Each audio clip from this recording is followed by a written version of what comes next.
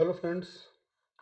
आज हम लोग अपनी क्लास को लेकर आ रहे हैं और बहुत ही एनर्जी के साथ में आप लोगों को लगना है।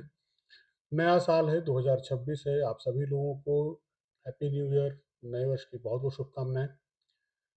इस पूरे साल में 2026 में जो हम लोगों का प्रयास है, हमारी पूरी टीम का प्रयास है कि आपको जिस परीक्षा की आप तैयारी कर रहे हैं उसमें आपको सफलता मिले, उसमें आप सक्सेस हो, अपना जो एक मुकाम आपको मिलना है वो मिले।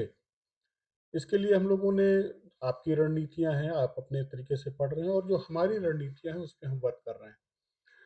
मुझे लगता है कि अगर हम और आप दोनों लोग मिल के बैठ के काम करेंगे, एक-दूसरे को सपोर्ट करेंगे, तो चीज़ें ज़्यादा आसान हो जाएँगी।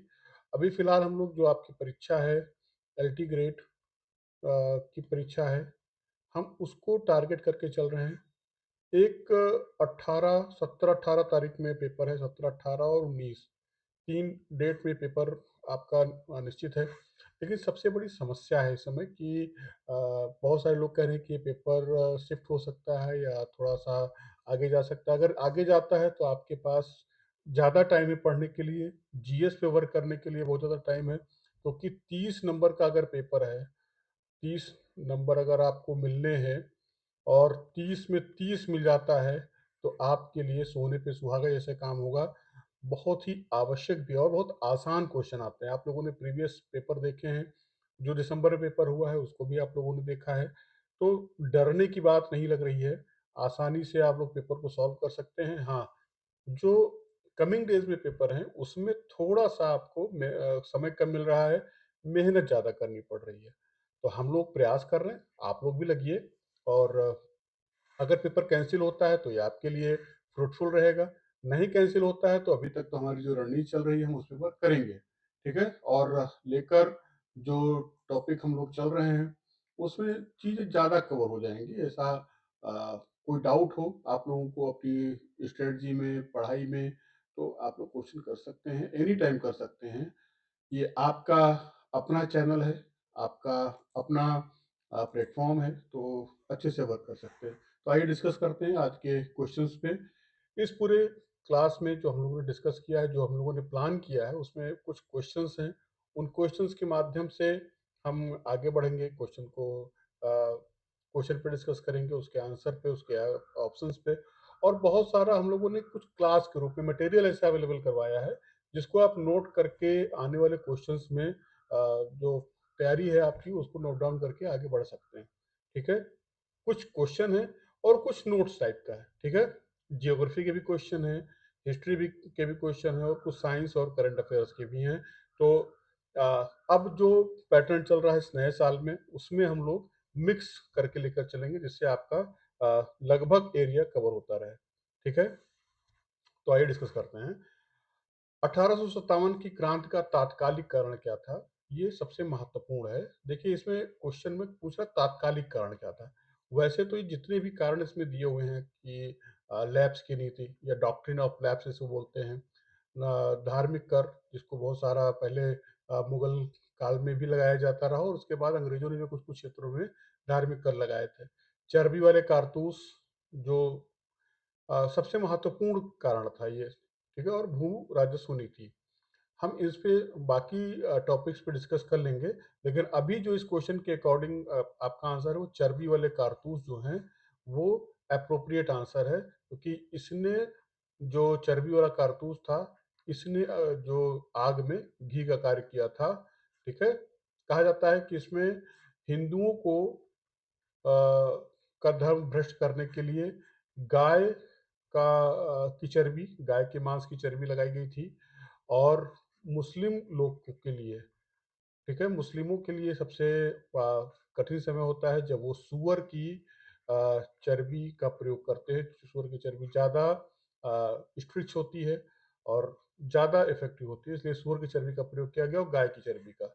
और इससे कहा गया कि यह अंग्रेजी सरकार का दोनों के धर्मों को प्रभावित करने का या उनको धर्म से च्युत करने के लिए, धर्म से हटाने के लिए या उनका धर्म भ्रष्ट करने के लिए प्रयोग किया गया था। ठीक है? नेक्स्ट पे आते हैं।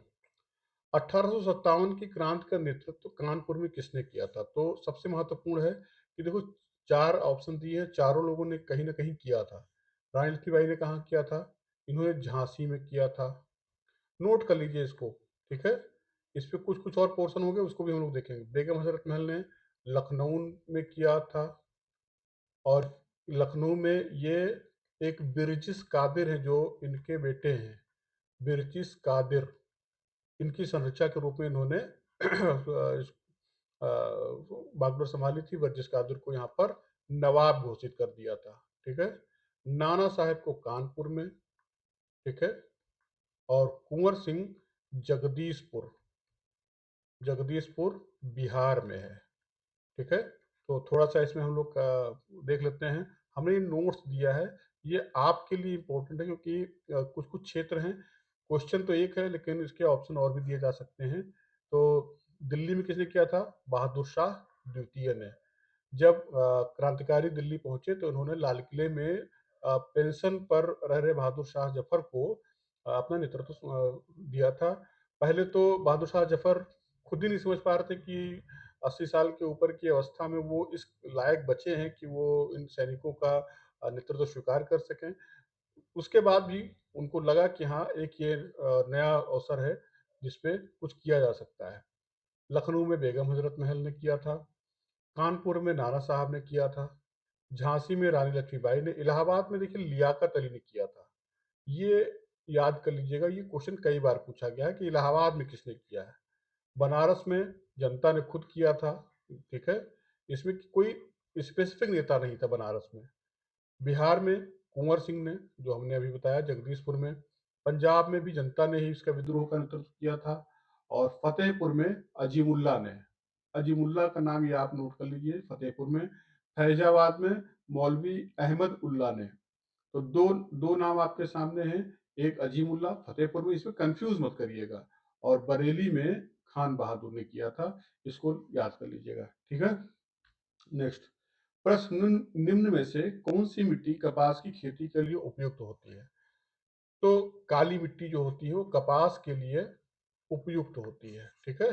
कपास को, इसको रेगुर भी कहा जाता है, आप लोग नोट कर लीजिएगा, ठीक है? तो कहा जाता है रेगुर किसके लिए, कई बार क्वेश्चन पूछा गया है कि रेगुर मिट्टी जो होती है वो किसकी खेती के लिए महत्वपूर्ण है? तो ये कपास की खेती के लिए आप लोग नोट कर लीजिएगा, रेगुर, ठीक है? काली मिट्टी दक्कन ट्रैप के लावा, यानी कहाँ पाई जाती है? तो दक्कन ट्रैप के लावा से निर्मित है ये, कपास की खेती के लिए उत्तम है।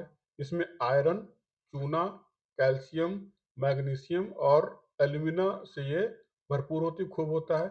इसमें क्या नहीं पाया जाता है? क्वेश्चन कई बार साइंस में भी पूछा जाता है, और चूंकि यूपी का पेपर है और कई बार बहुत महत्वपूर्ण हो जाता है, तो नाइट्रोजन जो है, नाइट्रोजन, फास्फोरस और ह्यूमस की कमी जो है इसमें पाई जाती है, ठीक है? और रेगर, इसको कहा जाता है रेगुर या रेगर मिट्टी के नाम से भी जाना जाता है। सबसे ज़्यादा ये आप देखेंगे कि जो गुजरात का तट है वहाँ पर आपको ये मिट्टी ज़्यादा पाई जाएगी, जहाँ मिलेगी। गुजरात और महाराष्ट्र और एमपी के जो ट्रायंगल है, यहाँ पर ये मिट्टी ज़्यादा होती है, इसीलिए यहाँ पर कपास की खेती सबसे ज़्यादा पाई जाती है, ठीक है? इसीलिए गुजरात में सबसे ज़्यादा क्या है? कपड़ा मिले हैं। कपड़ा मिल सबसे ज़्यादा कहाँ है? गुजरात में। और कॉटन मिल सबसे ज़्यादा कहाँ है? गुजरात और बम्बई। जहाँ-जहाँ कच्चा माल अवेलेबल होगा वहाँ ये फैक्ट्रियाँ पाई जाएँगी। भूमध्य रेखा का अक्षांश क्या होता है? ये क्वेश्चन है। तो इसमें देखिए सबसे महत्वपूर्ण ये है कि भूमध्य रेखा, जब भूमध्य कर दिया, यानी मध्य का मतलब अगर ऐसे लाइन खींची जाए तो इस लाइन का आधा पार्ट, तो आधा, इसको कहा गया 0 डिग्री, ठीक है? इसको कहा गया 0 डिग्री। जैसे ये देखिए उष्ण करिए, भूमध्य रेखा है, 0 डिग्री अक्षांश रेखा पर है। इसके बाद 33.5 डिग्री उत्तर में और 33.5 डिग्री दक्षिण में। इसको क्या कहा गया? इसको कहा गया इसके बीच के पार्ट को उष्ण कटिबंध कहा जाता है, और उत्तरी संघ उत्तरी शीतोष्ण कटिबंध कहा जाता है, और दक्षिणी भाग में इसको दक्षिणी शीतोष्ण कटिबंध कहते हैं, ठीक है? और 66.5 डिग्री साउथ में और 66.5 डिग्री साउथ नॉर्थ में इसको उत्तरी शीत कटिबंध कहते हैं, और इसको दक्षिणी शीत कहते हैं। तो दोनों में अंतर क्या है? शीतोष्ण और शीत कटिबंध का। उत्तरी ध्रुव है और दक्षिणी ध्रुव है। ठीक है, आगे बढ़ते हैं। अभी देखिए नोट्स के फॉर्मेट में हमने कुछ आपको दिया है जो आपके इंपॉर्टेंट है आपके क्वेश्चन को लिखने के लिए। आपको क्वेश्चन क्लिक करते बहुत सारे क्वेश्चन ऐसे आते हैं जो आपके आप पढ़े नहीं होते हैं, कम पढ़े होते हैं, उसको देखने के लिए। ठीक है, ये क्वेश्चन है जैसे हाथी गुम्फा अभिलेख इतिहास का है, प्राचीन इतिहास का टॉपिक है। हाथी गुम्फा अभिलेख कहाँ, एक तो पहली चीज तो ये कहाँ पर पाया जाता है। ये पहली चीज तो तिथि रहित अभिलेख है, इस पे डेट नहीं है। तो अगर क्वेश्चन पूछा जाए कि किस अभिलेख में डेट नहीं है, तो हाथी गुम्फा अभिलेख में डेट नहीं है। कलिंग में ये कलिंगराज खारवेल है। कलिंग कहाँ पर है? कलिंग उड़ीसा में। ठीक है, तो हाथी गुम्फा कहाँ पाया जाएगा? उड़ीसा में पाया जाएगा। खारवेल के शासनकालीन घटनाओं का क्रमबद्ध अध्ययन है। ठीक है, यह विवरण मिलता है। जूनागढ़ गिरनार अभिलेख, जूनागढ़ कहाँ पे है? गुजरात। ठीक है, अभिलेख रुद्रदामन, रुद्रदामन की विजयों, व्यक्तित्व और उनके कृतित्व। किसका? जूनागढ़ किसे संबंधित है? रुद्रदामन के नाम से। ठीक है, रुद्रदामन राजा थे, उन्होंने इसको उत्कीर्ण करवाया था। फिर नासिक अभिलेख, नासिक जानते हैं महाराष्ट्र में है, तो नासिक अभिलेख कहाँ पे है? महाराष्ट्र में है। और गौतमी बलश्री, गौतमी पुत्र शातकर्णी के सैनिक सफलताओं तथा सातवाहन के शासन के अन्य कार्यों का विवरण यहाँ पर मिलता है। इसको भी इम्पोर्ट करके आप लिख लीजिएगा। लेकिन सबसे महत्वपूर्ण कि नासिक अभिलेख किससे संबंधित है? तो गौतमी पुत्र सातकर्णी से संबंधित है। इस पर कुछ मूवीज भी बनी है जो टॉलीवुड है। ठीक है, आप लोग देख लीजिएगा, टॉलीवुड में इसके ऊपर एक मूवी भी बनी है और बहुत ही अच्छी मूवी है। देखेंगे तो आपको बहुत सारी चीजें समझ में भी आएंगी। प्रयाग स्तंभ कहाँ पर है? स्वाभाविक सी बात है, यूपी में है, प्रयागराज में है। ये समुद्रगुप्त यानी समुद्रगुप्त की विजयों के लिए ज्यादा जाना जाता है। ये समुद्रगुप्त ने इसकी स्थापना करवाई थी। भारत का नेपोलियन शब्द किसके लिए है? भारत का नेपोलियन किसे कहा जाता है? तो समुद्रगुप्त को भारत का समुद्रगुप्त को जो है वो भारत का नेपोलियन कहा जाता है। आप लोग पढ़ लीजिएगा। मंदसौर अभिलेख कहाँ पर है? मालवा, नरेश यशोधवर्मन से संबंधित है। यशोधवर्मन की सैनिक उपलब्धियों का इसमें वर्णन मिलता है। एहोल अभिलेख कहाँ पे है? एहोल जो है ये कर्नाटक में पाया जाता है। एहोल अभिलेख यह जैन मंदिर में स्थित है। ठीक है, संस्कृत देखिए सबसे महत्वपूर्ण जैन मंदिर में है और ये संस्कृत में लिखा गया प्रशस्ति है। इसे कवि रवि कीर्त ने इसको लिखा था और चालुक्य राजा पुलकेशिन द्वितीय के लिए लिखा गया था, उसके सम्मान में लिखा गया था। यह अभिलेख पुलकेशिन की विजय विशेषकर हर्षवर्धन पर जीत, पुलकेशिन जो था इसने हर्षवर्धन को हराया था, तो उसकी जीत के लिए इस पर एहोल अभिलेख को लिखा गया था। ठीक है, इसी अभिलेख पर कालिदास का भी उल्लेख मिलता है। तो अगर क्वेश्चन पूछता है कि कालिदास का उल्लेख किस अभिलेख में है, तो एहोल अभिलेख में पाया जाता है। पुलकेशिन द्वितीय या हर्ष पुलकेशिन द्वितीय के युद्ध का विवरण इसमें मिलता है। ठीक है, हर्ष और पुलकेशिन द्वितीय के। ग्वालियर अभिलेख, आप लोग सभी लोग जानते हैं ग्वालियर अभिलेख कहाँ है? एमपी में है। ठीक है, प्रतिहार नरेश भोज और गुर्जर प्रतिहार शासकों के विजय में जानकारी मिलती है ग्वालियर अभिलेख में। भीतरी तथा जूनागढ़ अभिलेख, भीतरी और जूनागढ़ अभिलेख यह स्कंदगुप्त से संबंधित है। यही क्वेश्चन आज तक पूछा गया कि भीतरी अभिलेख किससे संबंधित है? स्कंदगुप्त से संबंधित है और उसकी जीवन की महत्वपूर्ण घटनाओं से संबंधित है। ठीक है, देवपाड़ा अभिलेख, देवपाड़ा अभी तक केवल देवपाड़ा अभिलेख ये पूछा गया है कि ये कहाँ पर पाया गया है, ये कहाँ पर से संबंधित है। तो ये बंगाल में पाया गया है, बंगाल में है और बंगाल के शासक है विजयसेन, इन्हीं के जीवन पर आधारित है, इसको लिखा गया है। ठीक है, तो इस पर अभी तक केवल 3 क्वेश्चन बने हैं। ये कहाँ पाया गया है? तो बंगाल में पाया गया है। कि कौन शासक है? विजयसेन है। ठीक है, या एक क्वेश्चन बनता है कि बंगाल के शासक विजयसेन से संबंधित कौन सा अभिलेख है? तो वो है देवपाड़ा अभिलेख। ठीक है, अब देखिए ये मॉडर्न हिस्ट्री में कुछ क्वेश्चन हैं आते हैं और यहाँ से लगातार क्वेश्चन पूछते हैं। इसमें हम लोगों ने जो टारगेट किया है कि 1885 में कांग्रेस की स्थापना हुई। ठीक है, तो उससे पहले कौन-कौन सी महत्वपूर्ण संस्थाएँ थीं जो भारत में काम कर रही थी, हम लोगों ने इस पे लिखा है। फिर 1885 के बाद मतलब कांग्रेस और कांग्रेस से संबंधित जितनी भी संस्थाएँ थीं, उसको हम अगले चैप्टर में, अगले वीडियोज़ में देखेंगे। लेकिन इसके पहले कौन-कौन सी राजनीतिक संस्थाएँ थीं जो भारत में कार्य कर रही थी, हम लोग उसको देख लेते हैं। तो 1838 में कलकत्ता में लैंड होल्डर सोसाइटी बनी थी, जो भारत की पहली राजनीतिक। अब क्वेश्चन पूछता है, हमेशा क्वेश्चन पूछा गया, और ये किसी भी परीक्षा में पूछा गया, यूपीएससी में पूछा गया है, पीसीएस में पूछा गया है, और जितने वनडे एग्जाम है वहां पर भी क्वेश्चन कई बार पूछा गया है कि लैंड होल्डर सोसाइटी जो थी वो या भारत की पहली राजनीतिक संस्था कौन सी थी, या राजनीतिक जो अ, अ, एक संस्था बनाई गई थी वो कौन सी थी। तो सीधे सीधे आप लैंड होल्डर सोसाइटी कर सकते हो। इसकी स्थापना कब हुई थी? 1838 में। किसने की थी? तो सबसे महत्वपूर्ण है कि द्वारकानाथ टैगोर के प्रयासों से स्थापित हुई थी, और इसमें इसने जो मुद्दे उठाए थे वो जमींदारों के हितों की सुरक्षा करने के लिए ये मुद्दे उठे थे। आप लोग जानते हैं कि जो 3 प्रकार की व्यवस्थाएँ जो टैक्स था, वो 3 प्रकार से सरकार वसूलती थी। 3 नियम बनाए थे उसने। एक थी रैयतवाड़ी, एक थी अस्थाई बंदोबस्त, ठीक है? और तीसरी थी महलवाड़ी, ठीक है? हमने पिछले वीडियो में बताया था महलवाड़ी व्यवस्था थी। इन्हीं तीनों में क्या था ना कि ये जो चीज पहले पैतृक हुआ करती थी, इसको इन्होंने एक आज्ञा पत्र के तहत बनाना शुरू कर दिया। तो ये ट्रांसफर हो सकती थी, अगले साल किसी और को भी मिल सकती थी। जो ज्यादा बोरी लगाता था उसको मिलने लगती। तो इससे क्या, जितने जमींदार थे उनके जो हित थे वो प्रभावित होने लगे।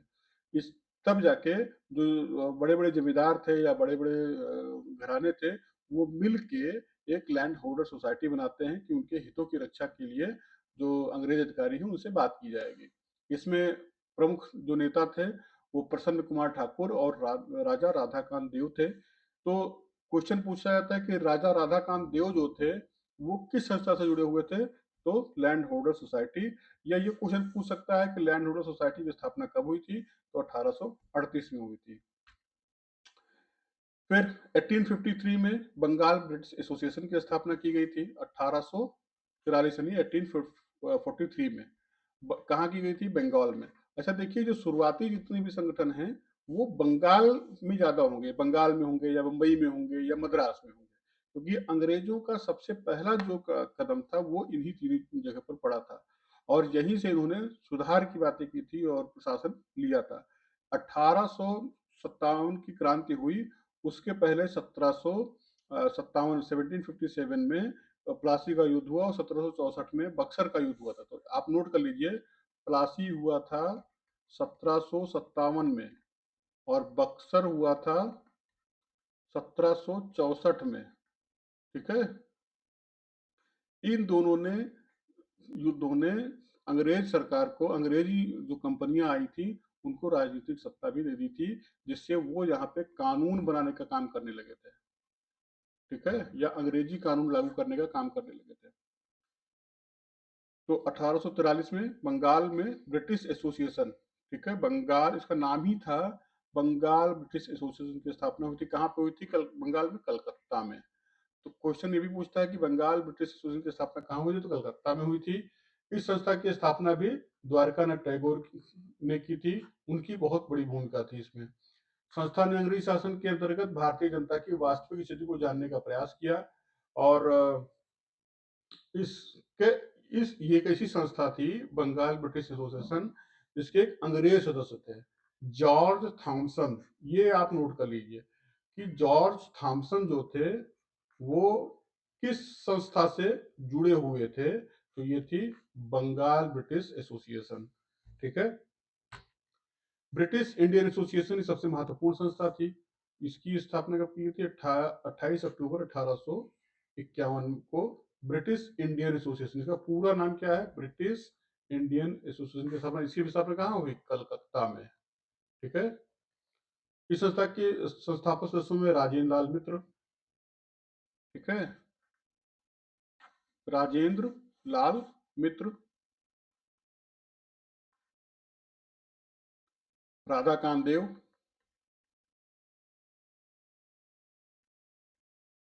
देवेंद्र नाथ टैगोर। देखो देवेंद्र नाथ टैगोर क्या थे ना कि बहुत प्रभावशाली व्यक्तित्व था इनका। तो ये जितने भी उसमें 1850 के पहले जितनी भी राज्य संस्थाएं बनेगी इसमें हर जगह मिलेंगे ये। हरिश्चंद्र मुखर्जी, ठीक है।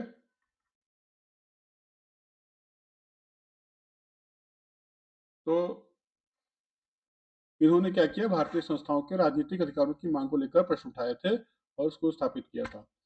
इंडियन एसोसिएशन 26 जुलाई 1876 को सुरेंद्र नाथ बनर्जी के ने, यहाँ पर ने होगा, आनंद बोस के सहयोग से इंडियन एसोसिएशन की स्थापना कहाँ की, कलकत्ता में। मैंने बताया ना कि शुरुआती में जितने भी संस्थाएं बनेंगी वो कलकत्ता में बनेगी। इंडियन एसोसिएशन एसोसिएशन तत्कालीन संस्थाओं में से सबसे महत्वपूर्ण थी। कांग्रेस से पूर्व अखिल भारतीय स्तर की संस्था का जो सम्मान था वो इंडियन एसोसिएशन को ही मिला हुआ था।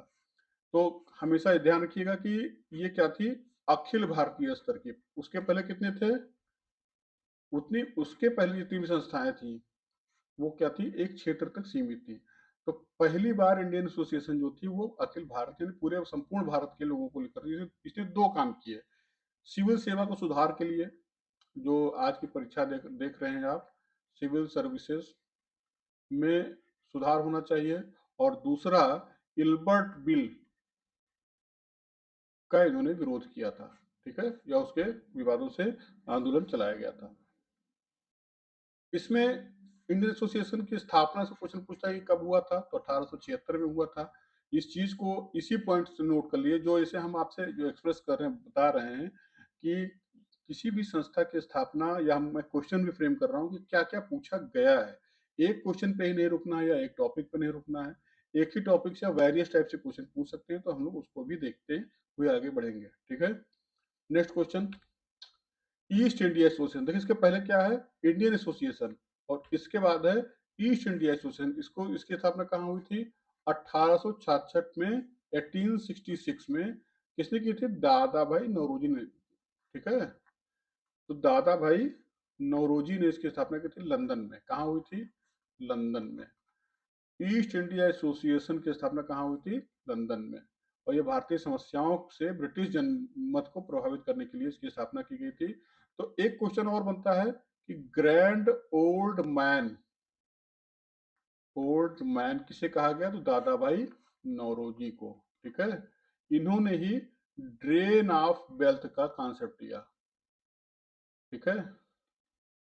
तो ड्रेन ऑफ वेल्थ किससे जुड़ा हुआ है, दादा भाई नौरोजी से, ठीक है। आगे बढ़ते हैं। एक संस्था देखिए, अभी तक हम लोग कलकत्ता में थे, फिर लंदन गए, और अब देखिए मद्रास महाजन सभा 1884 में। कब बनी थी ये, 1884 में। इसके पहले ईस्ट इंडिया एसोसिएशन कब बनी थी, 1866 में। 1884 में कांग्रेस की स्थापना कब हुई, 1885 में। उसके एक साल पहले मद्रास में ए वी राघव चेरियार, जी सुब्रमण्यम अय्यर और पी आनंद चार्लू के प्रयासों से मद्रास महाजन सभा की स्थापना हुई, जिसका उद्देश्य था स्थानीय संगठनों व संस्थाओं के कार्यों का मूल्यांकन करना, ठीक है। इसने बहुत महत्वपूर्ण भूमिका निभाई थी। जितने भी संगठन बने हुए थे उनके भी समन्वय के कार्य संगठन ने किया था। तो इसमें क्वेश्चन पूछा गया है केवल कि जितने भी संगठन मैंने पीछे बताए हैं उनके संगठन का ईयर दे दिया जाएगा और उसको मिलाने को दे दिया जाएगा कि कौन सा किस संगठन की स्थापना कब हुई थी, या स्थान दे दिया जाएगा किस संगठन की स्थापना कहाँ पर हुई थी। इसके अलावा इससे आज तक अभी तक कोई ऐसे विशेष क्वेश्चन नहीं पूछा गया है, ठीक है। पूना सार्वजनिक सभा, पूना ये कहाँ हुई, इसके पूना कहाँ है, महाराष्ट्र में, ठीक है। 1866 में पूना में महादेव गोविंद रनाडे द्वारा, किसने बनाया इसको, एम जी रनाडे। दो नाम देता है इसमें, कभी कभी अंग्रेजी में क्वेश्चन दे देता है, ठीक है। एम जी रानाडे नाम दे दीजिए, महादेव गोविंद रानाडे दे दिया। तो और ये क्वेश्चन कई बार पूछा गया, लगभग पूछा गया है। इसने पूना सार्वजनिक सभा की स्थापना महादेव गोविंद रानाडे ने की थी, और ये इसका काम था राजनीतिक चेतना का संचार करना, ठीक है। फिर है इंडिया लीग। तो इंडिया लीग जो थी कहाँ हुई थी, 1875 में। कांग्रेस की स्थापना कब हुई थी, देखिए मैं आपको बताते हुए चल रहा हूँ। कांग्रेस की स्थापना 1885 में, उससे 10 साल पहले इंडिया लीग की स्थापना हो गई। ठीक है, एक इंडिया लीग है और एक इंडिया हाउस है, ये दोनों अलग अलग संस्थाएं हैं, इसको ध्यान में रखिएगा। इंडिया लीग की स्थापना कहाँ हुई थी? बंगाल में। ठीक है, ये क्वेश्चन जो हम आपसे डिस्कस कर रहे हैं, ये कई बार आपको काफी महत्वपूर्ण टॉपिक है ये, और मुझे लगता है कि अगर बार बार आप इसको सॉल्व करेंगे तो क्वेश्चन ये आपका सही भी हो सकता है, आगे बढ़ सकते हैं। ठीक है, next, Bombay presidency association. Bombay presidency 1885 में, जिस साल कांग्रेस की स्थापना हुई थी। ठीक है, और कांग्रेस की स्थापना देखिए, इसमें दो चीजें हैं, फिरोज शाह मेहता, बदरुद्दीन तैयब और केटी तैलंग के प्रयास से बम्बई में बम्बई प्रेसिडेंसी एसोसिएशन की स्थापना हुई थी। तो क्वेश्चन हमेशा मैंने जो बताया कि ईयर दे सकता है 1885, और फिर दे सकता है बम्बई में स्थापित हुआ था, या किसी नेता का नाम दे सकता है कि इसमें ये नेता जुड़े थे नहीं जुड़े थे। ठीक है, 1883, कांग्रेस की स्थापना से 2 साल पहले कलकत्ता में इंडियन एसोसिएशन ने नेशनल कॉन्फ्रेंस नामक एक अन्य अखिल भारतीय संगठन का सम्मेलन किया था। अब देखिए यहाँ पर क्या है ना, इंडियन एसोसिएशन जो संगठन था, इसका सम्मेलन आयोजित किया गया, और भारतीय राष्ट्रीय कांग्रेस जो थी 1850 में बनी। तो उसी समय कुछ घटनाएं घटी। कैसे? भारतीय राष्ट्रीय कांग्रेस की स्थापना अंग्रेज सरकार के आशीर्वाद से एक अवकाश प्राप्त अंग्रेज किसने किया था? एलन एक्टोवियम ह्यूम ने। इसको सीधे अगर आप ह्यूम भी नाम रखो, क्योंकि एक ही ह्यूम हुआ है आज तक। 1885 में किया था। ह्यूम इस्टवा के कलेक्टर थे। ठीक है, ये क्वेश्चन आज तक नहीं पूछा गया, लेकिन मैंने करंट आपको एक न्यूज आपको दे दी है। पूछा नहीं गया, पूछ सकता है कि ये किस पद पर थे, तो ये कलेक्टर थे।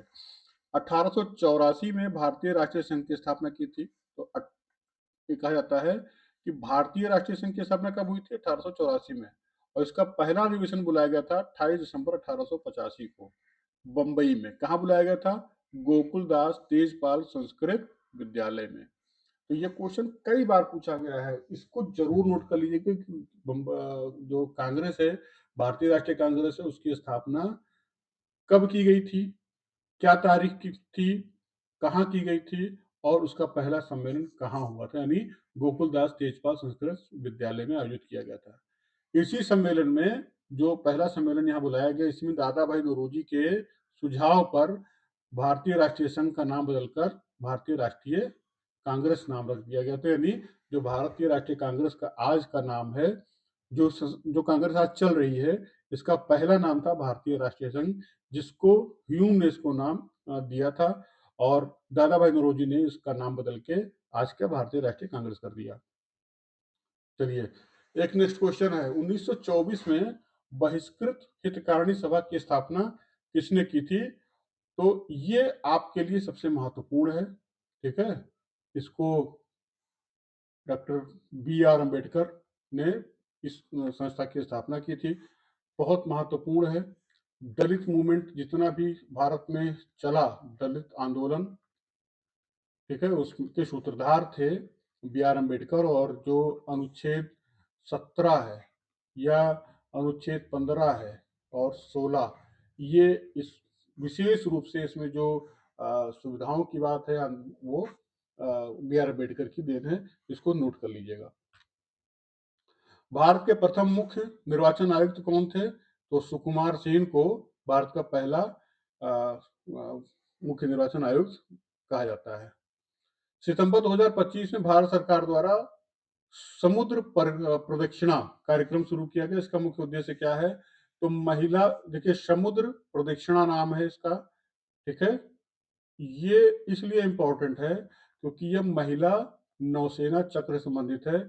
विश्व के पहले तीनों सेनाओं की महिला नौकायन अभियान समुद्र प्रदक्षिणा को हरी झंडी दिखाई गई।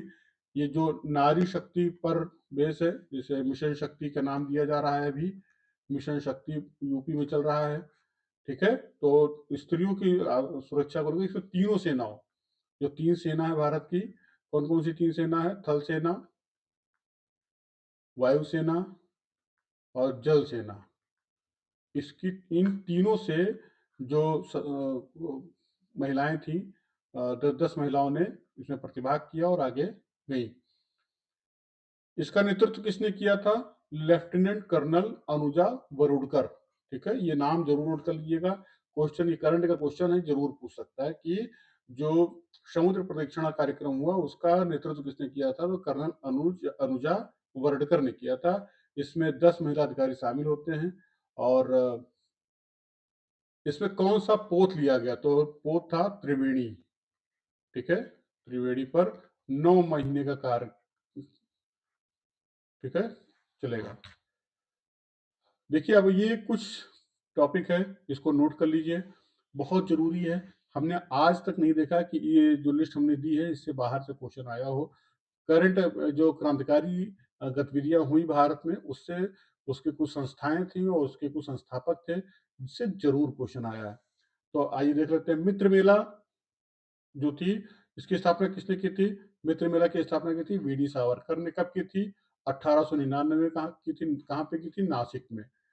ये जरूर याद कर लिए, मित्र मेला की स्थापना वीडी सावरकर, 1899, नासिक। नासिक कहाँ पर है? महाराष्ट्र में।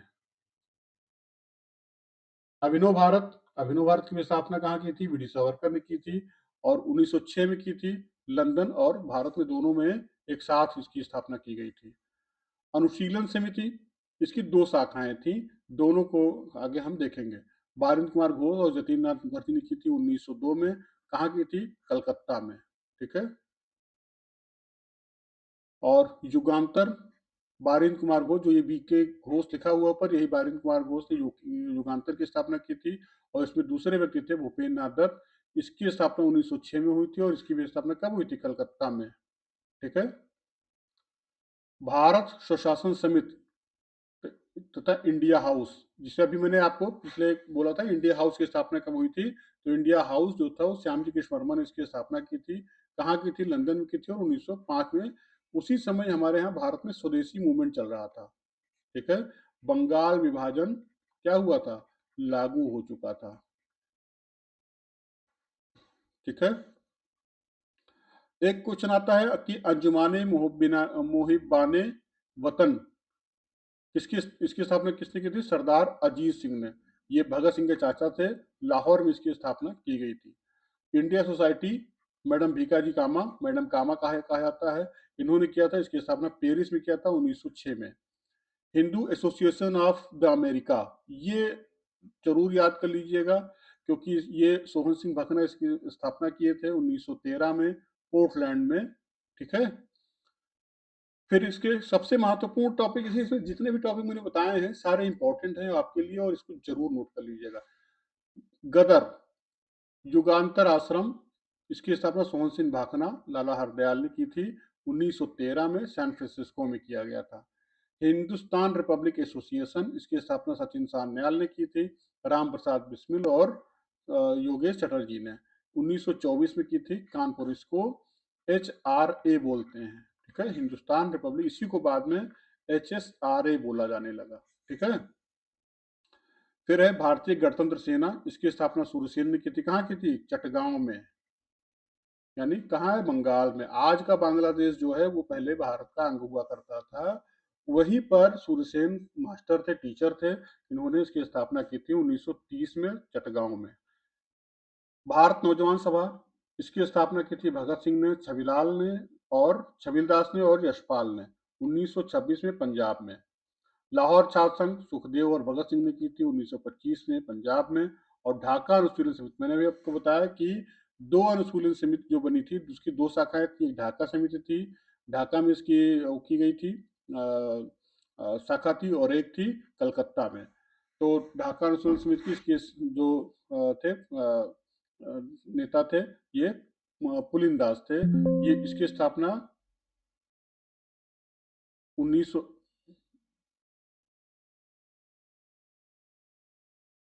1900 इसकी स्थापना 1900 पुलिनदास ने इसकी स्थापना 1902 में बंगाल में की थी। तो आज की ये क्लास थी। जितने भी पॉइंट्स हम लोगों ने डिस्कस किए हैं, बहुत केयरफुली होके इसको नोट कर लीजिएगा। जो हमने नोट्स दिए हैं उनके पॉइंट्स को नोट कर लीजिएगा। यहाँ से आपके जीएस में क्वेश्चन जरूर बनेगा। ऐसा अभी तक नहीं हुआ है कि हम लोगों ने इसको डिस्कस किया हो और क्वेश्चन ना बना हो। तो प्लीज प्लीज प्लीज करिए, और कल फिर हम नेक्स्ट क्लास के लिए मिलते हैं। तब तक के लिए धन्यवाद, नमस्कार।